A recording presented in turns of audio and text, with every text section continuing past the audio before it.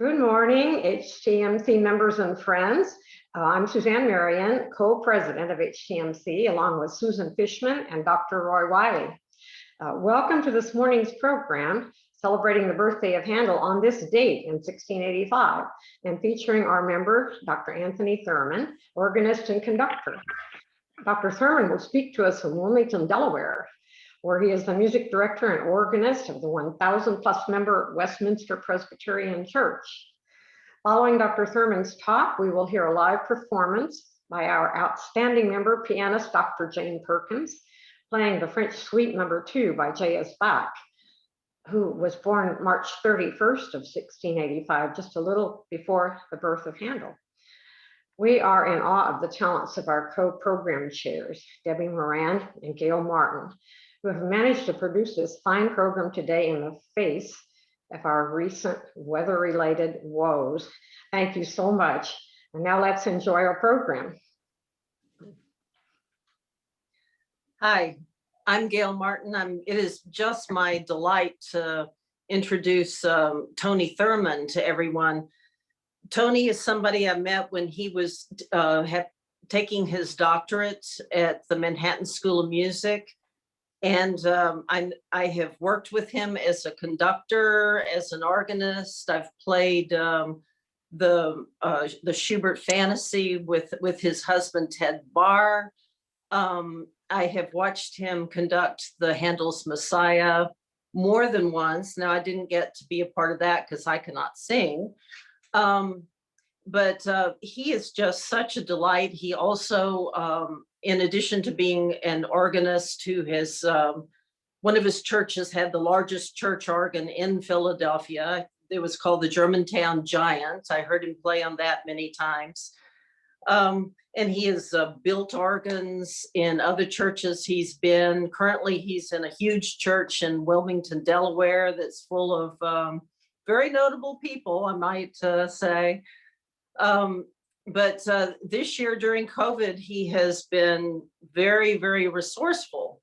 And as a resourceful person, he also has worked for the AGO, the American Guild of Organists, and he has raised $30 million for them. So anyway, without further ado, I'm just going to present Tony, who's also just a great, great guy. Gail, thank you very much for that beautiful introduction, and hello, Houston. I'm glad, and I know you are glad also, that we're having this meeting today and not last Tuesday when it felt like the world was turned upside down. But as Gail mentioned, I'm the Director of Music and Organist at Westminster Presbyterian in Wilmington, Delaware, and on Sunday morning we prayed for Texas. And the state of Texas and all of our loved ones in Houston have been very much on our mind and in our hearts and in our prayers here in Delaware. And it's a great honor for me to be with you all today. I have a couple of video recordings I'm going to share with you all, and I've been asked to speak a little bit about my my personal journey as a musician. And then we'll spend some time with some questions or answers if I can help with anything related to Handel. I will admit first off that I don't consider myself to be a Handel expert. I've had a lot of experience conducting Messiah over the years with 20 consecutive performances with orchestra. And one of those performances, in fact, the 20th performance, was given in 2019, before our shutdown in 2020. My last concert as music director at the First Presbyterian Church in Germantown, which is in Northwest Philadelphia, home to the McLean Memorial Organ, the largest church organ in Philadelphia with more than 7,000 pipes. So what I would like to do, since this is Handel's birthday today, and if I did my math correctly, it's his 336th birthday, is to share with you that performance recording of the Hallelujah Chorus, Handel's most popular piece of choral music, and perhaps one of his most popular pieces of any genre. And this is the Germantown Oratorio Choir and Orchestra that I'm going to put on to share with you now.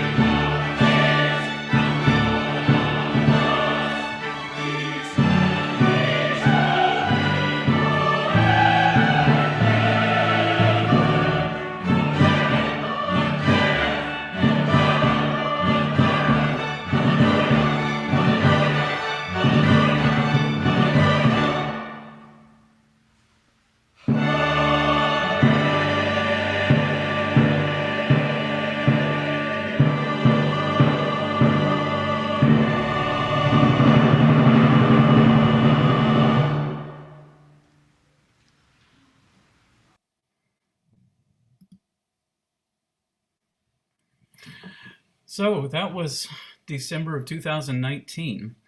And shortly thereafter, in early 2020, Gail Martin was with us in our home in Cherry Hill, New Jersey, and we were preparing the next oratorio choir concert, which was going to include the Beethoven Choral Fantasy. And Gail and I were rehearsing that together. Gail playing the famous piano concerto that goes along with that has the choral accompaniment to it. And I was preparing the orchestral reduction to play on the organ when things shut down. And soon after that, I was called to become the director of music and organist at Westminster Presbyterian Church in Wilmington. So this Messiah concert in 2019 was live streamed. The whole concert is available on YouTube if you want to look it up. And we were live streaming concerts there at Germantown and through my work in the AGO long before live streaming became what live streaming is today. And so at Westminster, we are now live streaming worship services and concerts there.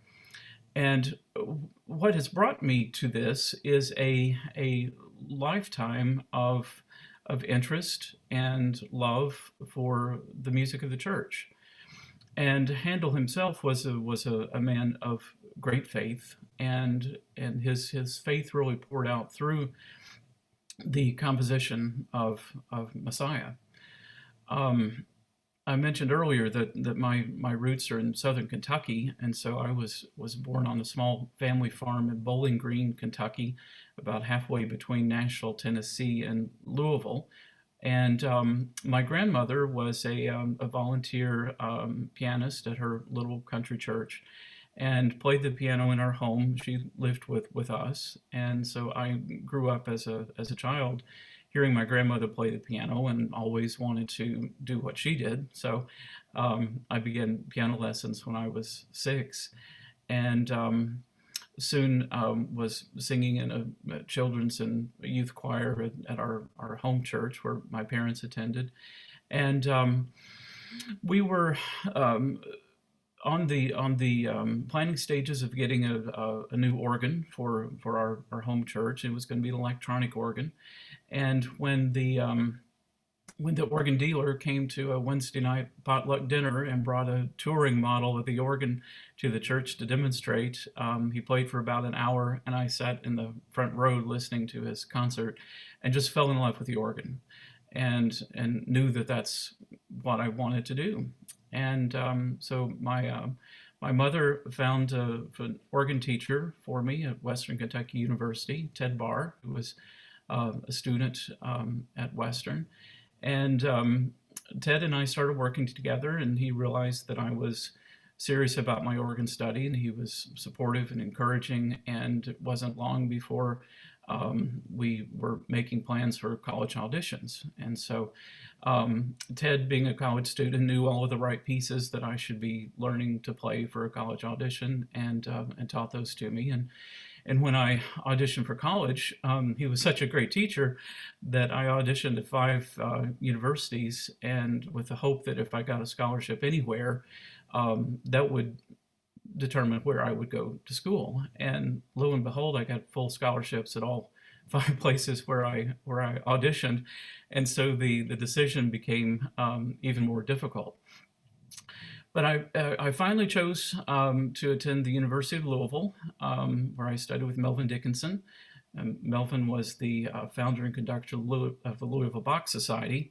And Louisville had not only a really wonderful school of music and a new building that was only 4 years old and a new huge pipe organ in the recital hall, but also a program in church music. And through his work with the Bach Society, I would be exposed to a lot of great choral music as well. And so Melvin hired me to be his assistant, and I was his assistant in the Bach Society for 7 years through my undergraduate and graduate degrees in college, and had my first real experience with Handel's Messiah there, because we did 5 consecutive years of performances of the complete Oratorio, which takes more than 3 hours if you do the whole thing all at once. So that's where I got my start in my interest in Messiah. After graduate school in Louisville, I had a full-time church job there at Douglas Boulevard Christian Church. And through a fine arts commissioning series, we commissioned a new hymn and organ chorale prelude from McNeill Robinson in New York City, who was the music director and organist of Park Avenue Christian Church and chair of the organ department at the Manhattan School of Music. And so when Neil came to premiere his new music for us at Douglas Boulevard Christian Church in Louisville, he also taught a master class at the university, and I played in the master class and really enjoyed working with him. And for 3 years, I commuted from Kentucky to New York every other month or so for organ lessons and coachings with Neil Robinson, and decided at that point that I would go back to school and work on my doctorate with him. And while I was doing the coaching and traveling with him, I was also traveling to Europe every summer and spending 7 or 8 weeks playing organs in Europe and giving recitals. And it was a great experience. And as a young person then, I had plenty of energy to do all that traveling around and playing. I wouldn't dare do that again today because it was rather grueling. But it was a great experience, and through those travels and others, I was able to play instruments that were known to Handel, known to Bach, even instruments that the Bach himself played. And of course, Bach was born in the same year as Handel. And I'll just share my screen again for a minute. Handel was born in Halle, Germany, which used to be part of East Germany. Of course, Germany is all now together, but Halle is near Leipzig. I found it really interesting today when I was looking at this map to see how close Eisenach, the birthplace of Bach, down here in the lower left, is to Halle up here on the upper right. And then, of course, in close proximity to Leipzig, where Bach spent the last part of his career, just to the right and south of Halle a little bit. And so, in today's conditions, by motor car, we could get between Halle and Eisenach in 2 hours. It's 192 kilometers. It's that close that they were born to each other, but there's no evidence that they actually knew each other, except that they did know each other by reputation, and they knew each other's music. After the study I did with McNeill Robinson in New York, I stayed in New York for 22 years. I was music director and organist at the Irvington Presbyterian Church. Irvington is a small village about 20 miles north of Manhattan on the Hudson River. And there we put in a new organ while I was music director that I helped design. It was built by Kleiss organ builders in Bonn, Germany, birthplace of Beethoven. And it was there in Irvington that I did the first 16 consecutive Messiah concerts, and then after leaving Irvington to take a job in Philadelphia at First Presbyterian Church in Germantown, then I did 4 more Messiah concerts there for a total of 20. I'm looking forward to doing more of these concerts when choirs can get together and sing again. This coronavirus has put a damper on the singing world, and so all choral music has really just ground to a halt. But I had 4 wonderful years there in Germantown, and last summer my husband Ted and I moved to Greenville, which is in just northwest of Wilmington. We're living 10 minutes from the church where I serve now, Westminster Presbyterian, and it's been a great change for us, and we're loving our life here very much. So, speaking of Messiah and any kind of live performance like that, there are years when things go just like we plan, and years when they don't. And when you're working with a large chorus. Usually, 40 or more is what I've had to conduct in an orchestra. There's always someone who gets sick at the last minute, and we're having to scramble and make a substitute, whether it's in the choir or one of the soloists or in the orchestra. One year, one of the lead sopranos and my husband Ted, who was playing the organ for the concert, were delayed by a snowstorm driving from New Jersey to New York and couldn't get there. And so that Messiah concert is memorable because we did it without the organ in the orchestra, without one of the lead sopranos in the soprano section. And luckily for me, I had a close friend and colleague who was singing in the soprano section who had studied organ. And at the very last minute, she agreed to jump down, into the organ console to play the recitatives, which really could not be done without organ. And then she would go back and sing the choruses. And then the things that needed to have the organ there that she couldn't get down and to do, then I would leave the conductor's podium, go to the organ, and let the concertmaster, lead the concert, and I would follow along.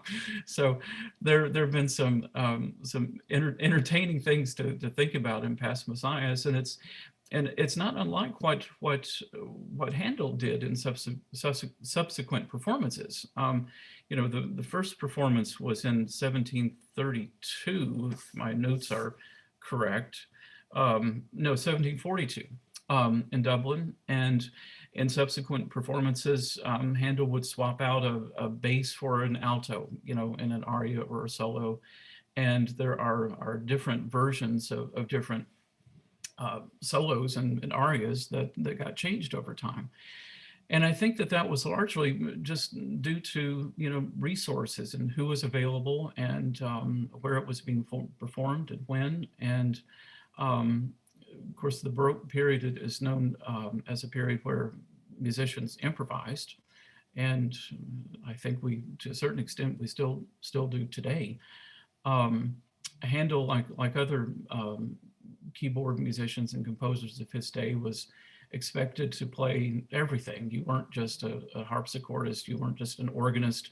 If you were a keyboard player, you played a keyboard instrument, regardless of what it was. And Handel wasn't known for being an organist in particular. I mean, he played the organ, he studied organ. He wrote 2 sets of organ concerti for organ and small orchestra.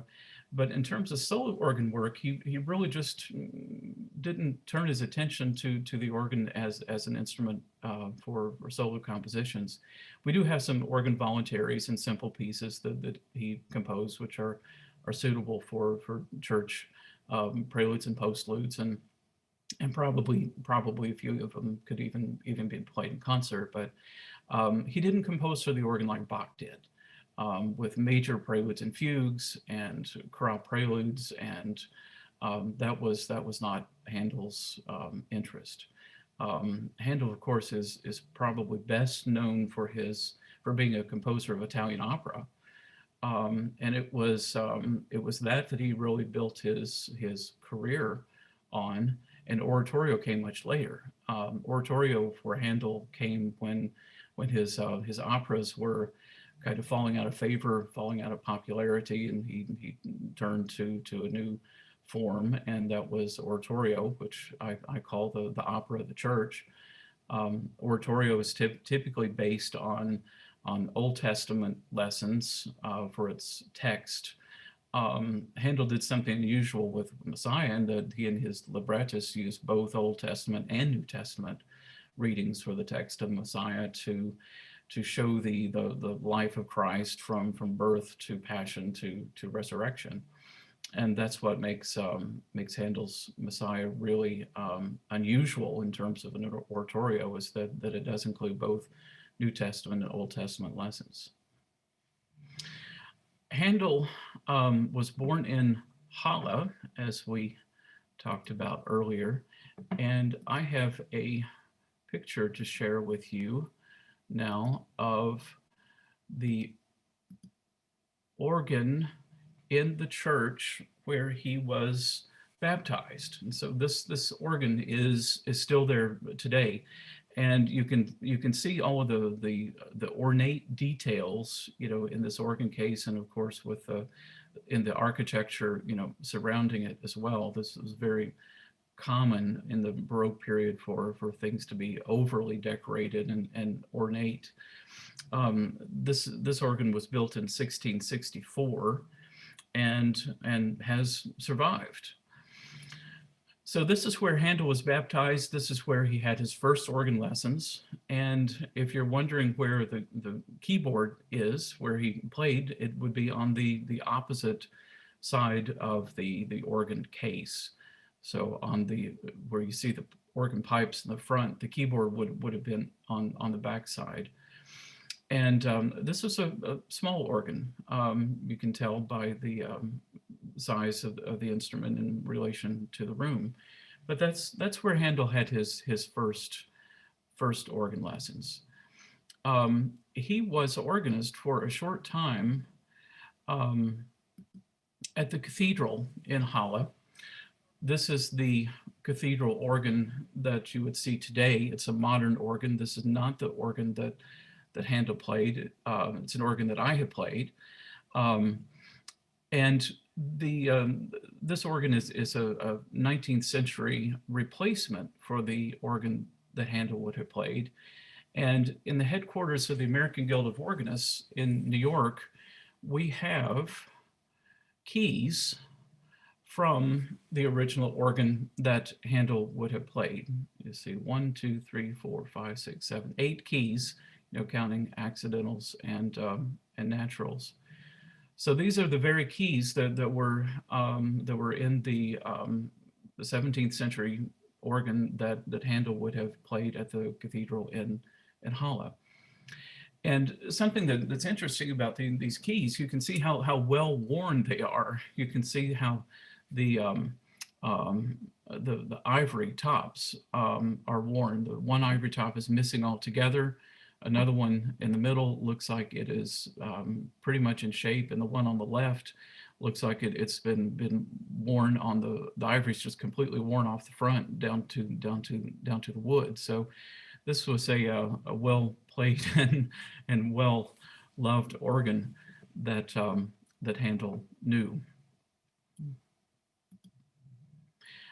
It's interesting as an organist to share with people who don't play the organ or might not be familiar with the organ that unlike the piano, there are no two organs that are alike.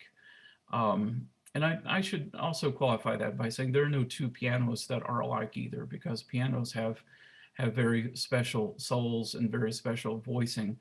But in terms of the size and the design of a modern piano, there's a consistency that has existed since the 19th century that we don't have in the organ world. Organs are all built in different sizes and dimensions.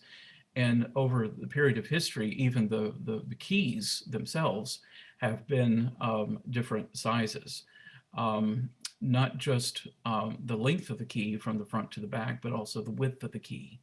And so from going to one instrument to another, especially if you're performing on historic instruments, the size and the length and the width of the keys can be very different. Organs that were built and tuned in mean tone temperament might even have split keys for the accidentals. So you would have one key that you would play for F sharp and another key that you would play for G flat.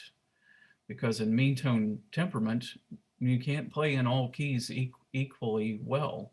The equal tempered system or the well tempered system was something that Bach really propelled forward. And nowadays, most organs are tuned in equal temperament. Keyboard sizes, compass of keyboards is relatively consistent, but where a piano keyboard, has 88 keys, an organ with 1, 2, 3, 4, 5, or 6 or keyboards will have have different numbers of keys. So you might have an organ keyboard. If it's a fully modern organ keyboard, it'd have 61 notes. If it's a historic organ keyboard or one that is built in a historic style, it might have 56, or it could have 58. So these are things that organists experience in going from one instrument to another.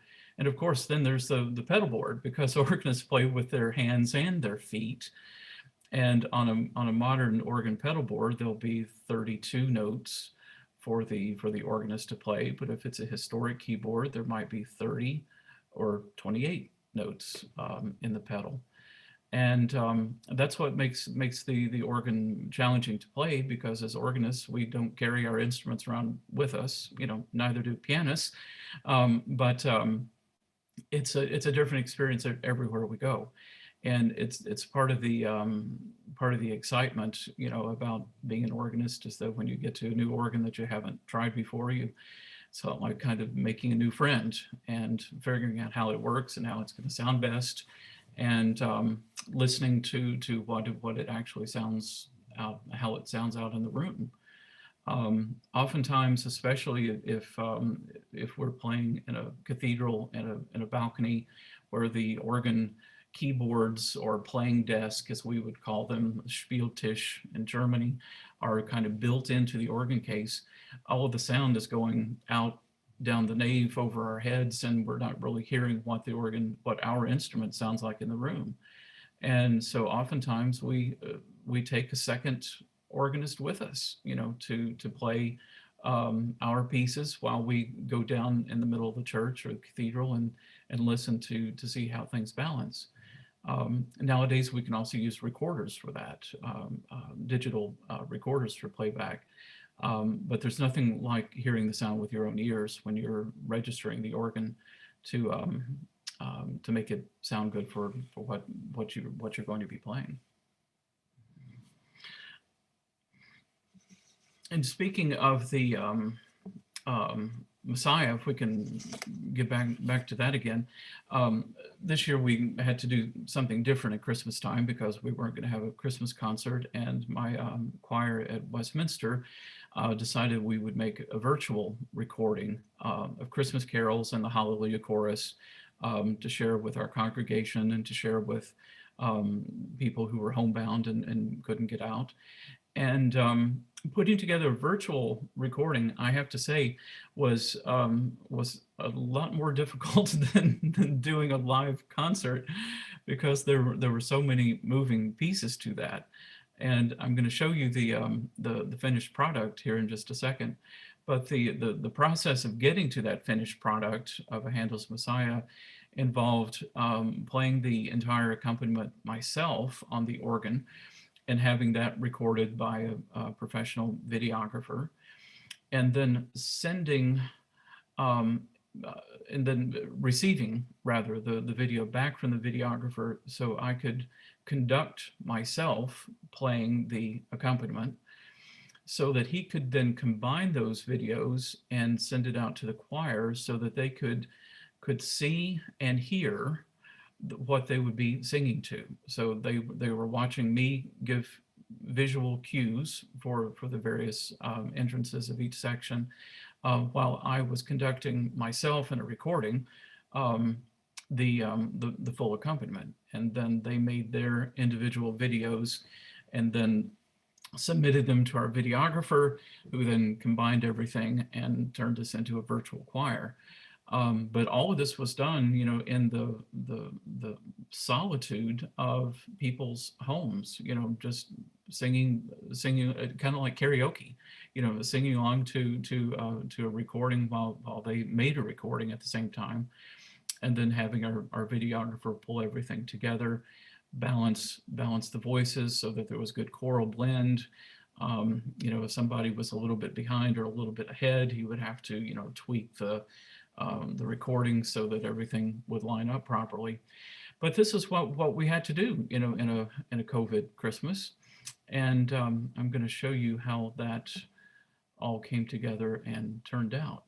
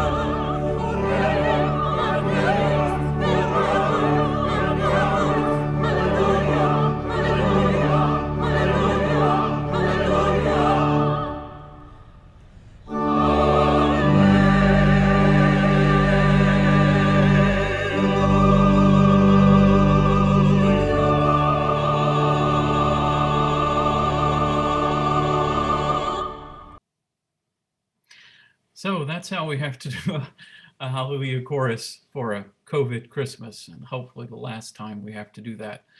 But it was a great learning experience, if not a great learning curve for all of us to be able to pull that together this year. I'd love to open up the room for any questions that you might have, or anything that you'd like to talk about. Before I leave the screen today, I'm going to share one more piece of music with you, the Handel hornpipe, transcribed for organ. But before that, I'd love to hear from you and anything that you all want to talk about. So Tony, when did you have that experience of playing on organs where the distance between keys would have been different? Because to me, I would think that would be very difficult, since a lot of our movement across a keyboard, there's muscle memory there, right? Mm-hmm. So Yes. how difficult is that, and how much do you have to practice on the other organ to get used to that change? Well, as long as humanly possible, and oftentimes going into to play a new organ for a recital, I really like to, if it's an instrument that I've never played before, I really like to spend a full week with the instrument, to really get comfortable with how everything is laid out. Now, if it's a historic instrument with a smaller keyboard and shorter keys, it really does require a lot of focus on hand position and playing much closer to the front of the keys. If the naturals are if the distance between the naturals and the accidentals is shorter than normal, it takes a lot of work to get used to that. And in addition to the keyboards being shaped, sized differently on the historic organ, usually the pedal, you can guarantee to expect that the pedal board is going to be different too. So not only are you having to make adjustments to your manual technique, but also your pedal technique. And pedal boards, come in different shapes and sizes. There's a modern standard today here in America where pedal boards have 32 notes, and they're concave and radiating.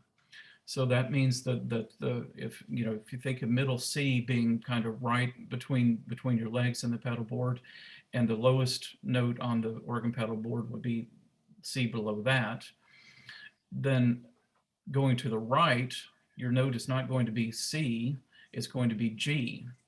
And that's your 32 note pedal board. And with a concave and radiating pedal board, when you move towards the bass or move towards the treble, all of the pedals are relatively the same distance from your feet, because the pedal board is shaped like this. But in Germany, there's a different standard for pedal boards that is different from the American standard. It's similar, but it's different. Always feels different. Takes a while to get used to it. And then still going back even further to historic instruments where the pedal board was not radiating or concave at all. It was just completely flat, like a keyboard is completely flat. So low C on the flat pedal board is a whole lot further away than it is on a modern pedal board. And it's something that we have to reacclimate and get used to. The very first organ competition I played in as a college student was a regional finals in the MTNA competition. And I was going to be playing in an organ, a modern organ that was built to historic standards. And thankfully, my organ teacher, Melvin Dickinson at Louisville, was wise enough to counsel me to say, Tony, you need to find a organ here in town that has a flat pedal board, because I'd never played a flat pedal board before. And if I had gone to that competition and sat down at that organ, having never seen a pedal board like that was flat and low C was further away than usual, I really don't know what I would have done. That instrument also was completely mechanical in its stop action. So just like Bach's organs were completely mechanical in their stop action, the organist has to pull out the stops to make the organ sound, and every stop is like a different instrument in the orchestra. It has a different color, a different tone, different pitch. And so the organist creates the color for the piece of music by selecting the stops. And for stop changes that may be required during a piece, an assistant or two assistants were required for those quick changes, pushing the stops in and pulling others out. And so in that competition, not only did I have a flat pedal board, I had two assistants standing on either side of me, pulling and pushing the stops that I had selected in advance and rehearsed with them in advance. But it was, I wish I could have had a week with that organ. I think I got 4 hours before that competition. So it's challenging. It's something that we have to figure out every time.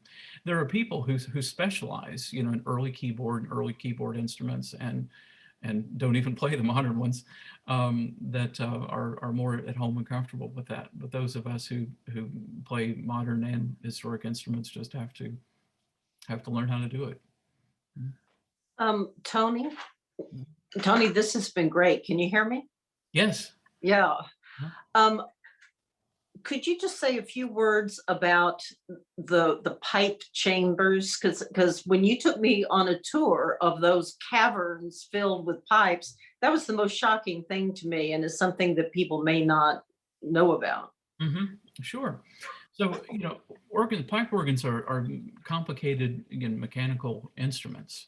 And when you look at an organ case, you may see 20 or 30 or 50 pipes, display pipes or facade pipes that kind of paint the picture of the organ in the case. But what you don't see behind that are sometimes thousands of others that are part of the instrument. It's not just the pipes on the front that you're seeing.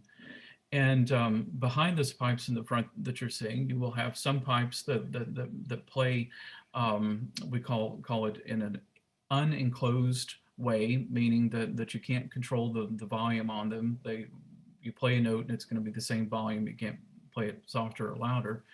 And then there will be other pipes that will be enclosed in chambers, which kind of like a big room or a big box.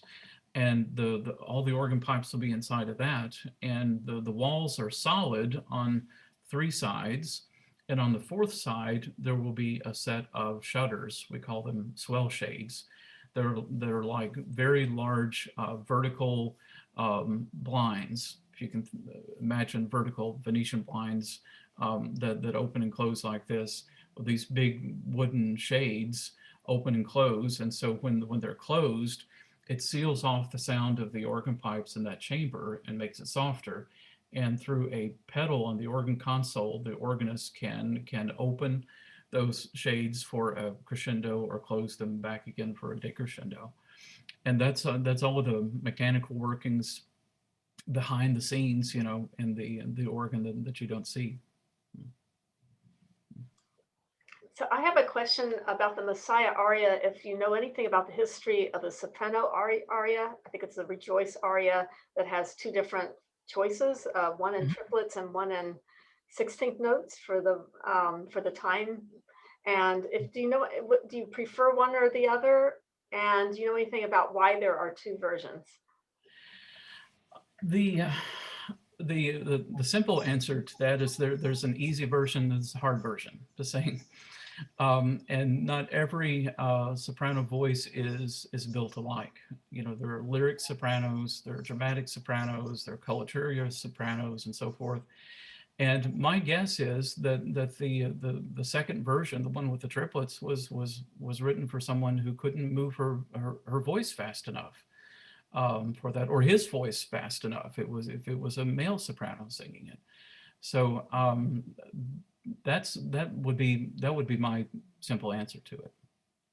The 16th note version does require somebody who can really move the voice. Okay, thanks. I played both versions. I'm a violinist, and I was just wondering about that. Yeah. They're both very beautiful, actually. Yes, there are, and I have a soprano soloist, close friend, and we've done both versions together, and she calls the triplet version the lazy version. Okay, that explains it. Are there any other questions? We may have time for just one more, and then we'd love to hear Jane play some Bach. June has a question or has her hand up, but she's muted. Yeah, I was trying to get unmuted. I have one question. I used to sit on the seat beside my mother while she was playing, and she was always pulling stops out every time she played. So what do they do now if they don't use those? Well, the stops are still there, and so we still pull them out or push them down, depending on whether Right. they're stop knobs or stop tabs. But modern organ consoles have what's called a combination action that allows you to preset combinations of stops, and then there are buttons under the keyboard where those presets are saved to, and so you can use one of those presets to quickly move from one set of stops to another. And you'll see those presets in the last video I'm going to show you. They're little round white buttons under the keyboards, and there are a whole bunch of them. So you have to remember what you've set where, or else you're playing a different sound than you expected. The last piece I wanted to share is another famous piece of Handel's. It's the hornpipe from the Water Music. And it's been transcribed for, string quartet and for organ and probably, brass band and everything else that you can think of. But organists oftentimes love to play organ transcriptions, and I do too. And since Handel didn't write much real organ music for the organ, it's nice to have a piece like the hornpipe that we can play. I'm playing this on the McLean Memorial Organ in Germantown, which is the largest church organ in Philadelphia. It's 100 years old. And this organ is unique because of its orchestral nature. And so what you will hear in this performance is not just the sound that you would expect to hear, kind of the regular everyday organ sound, but more of an orchestral sound. You'll hear trumpets, you'll hear French horns, you'll hear the orchestral nature of the music as close to being an orchestra as an organist can make it sound.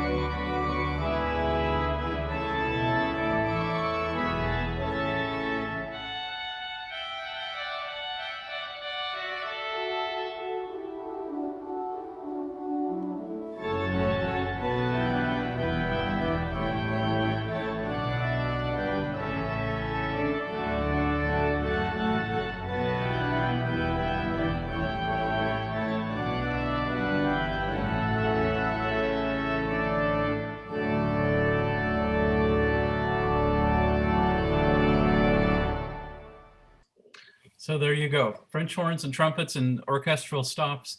What a great pleasure it's been for me to be with you all today. Thank you so much for the invitation. And it's been a great pleasure to us too. Thank you so much for coming. This is the good part of Zoom, is we can have people from in the same room from all over the world or in different parts of the United States. We really appreciate your being here. There's one more thing I want to say about Tony. He is our newest member. He is a member of the Houston Tuesday Musical Club. Just wanted to throw that in there. Thank you. Thanks. Gail had invited me to a meeting. I liked it so much. I thought, well, if everything's on Zoom, there's no reason I can't be a member. So I joined. Exactly. So we do have that now, which is fantastic. Yeah, thank you. I'm going to invite Jane to unmute herself and play us some Bach. I believe she's going to introduce the piece briefly. Sure. So good morning, everybody, and it is a pleasure to have the opportunity to present some music by one of Handel's birth year buddies. That's J.S. Bach, and it was 1685 was a year I think the stars seemed to align because we actually had three composers, very, very important composers, all born that same year, Bach, Handel, and Domenico Scarlatti. So a very, very important year. So, but because we don't have a written program, I do want to just talk a little bit about this second of 6 French suites that I will be performing. As is standard with Baroque suites, these are a set of dances. In this particular suite, there are 6 dances. And the Baroque suite was actually, it was important because it had an international flavor to it as well, because a lot of the standard dances represented different countries. So you always had, or most of the time, you had 4 standard dances that appeared in every Baroque suite, and you do have that here. The first one is always an allemande, which is a German dance, and it's usually a very graceful dance, moderate tempo. That's followed by a courante, which could be either Italian or French in style, and that's one of the faster dances. And oftentimes composers like to play, it's in triple meter, but they like to play with the meter a little bit, and sometimes you'll hear it, it almost sounds like it's in 2, maybe 3, but they play around with the rhythm a little bit with the courante. That's always followed by the sarabande, which comes from Spain, and it is the slower, more graceful, more stately dance of the suite. And then we hop over a couple. The 4th standard dance is always the very last dance of this suite, and that's the jig, which comes from its Irish and English roots of the jig, and it's usually fast, triple meter, and again ending with a lot of energy. So composers will often intersperse a few other dances between the sarabande and the jig. And in this particular case, in the second suite, Bach has put in 2. The first one he calls an air, and even though this sounds like if it's called an air, you'd think it would be a melody or a song, but it is very, very dance-like. And then the second is your standard Baroque minuet. So all 6 of these dances are all written in what is called binary form. That again is very, very standard for Baroque dances within a suite, meaning two parts, A, repeat it, and then the B, repeat it. And it's usually common practice that when you do the repeat, you add some kind of change. So it's either ornamentation, or it might be changed to articulation, or dynamics, and depending on which keyboard you would be using, you could double the keyboards so that you get that larger dynamic if you're on harpsichord. But in this case, when we're on a modern piano, we can make that adjustment with our fingers. So that's usually the way that it goes. The title of French suite to these sets of suites was not something that Bach gave to his works. It was actually given by a music critic of the time, or actually a little bit later than Bach, somebody from the pre-classical period named Frederick Marperg. And he basically said, oh, these are French suites as opposed to the other set of 6 that Bach wrote, which were the English suites, because he felt they were more in the French style. But this may not necessarily be so all the time. But it could be that it got the word French suite because predominantly the French suites, as opposed to the English suites, are a little more simplistic, a little more pleasing and melodically based, whereas the English suites tend to be more complex in their polyphony. They always start with preludes. They're a little bit longer. But I do need to share with you the reason why I picked this particular suite to learn. It's a little bit like my COVID medicine. And it just happened that it was early, I think in December, when, we've been going through this COVID thing, that the country was going through absolute chaos in November, December, as well. and work was crazy too. And I was driving home as usual with the Houston Public Radio on, and the allemande of this suite came on. And there was something immediately about it that just gave me this sense of serenity and ease, and the stress just disappeared, like instantaneous. I've never had that reaction before. And I thought, oh my gosh, I gotta go home and learn this thing. So I did. That weekend, I pulled out the music and started to learn it. And then, when we knew that this was going to happen with Handel's birthday, I thought, okay, this would be a good time to offer this music. So I'm going to play you the 6 stanzas of Bach's French Suite, and I hope it affords you some of that serenity that I have received from it as well.